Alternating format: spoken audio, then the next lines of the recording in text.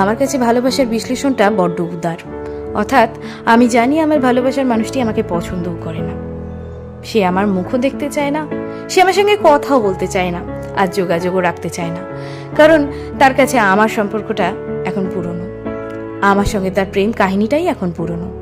তাই পুরনো জিনিস সে দূরে ঠেলে সে নতুন জিনিসে বড্ড আগ্রহী হয়ে পড়েছে। কিন্তু আমি তাও বলবো তাকে আমি আজও ভালোবাসি। কেন জানেন?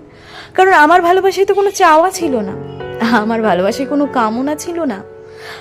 আমি তার সঙ্গে কোনো শারীরিক সম্পর্ক চাইনি, মানসিক সম্পর্ক চেয়েছিলাম।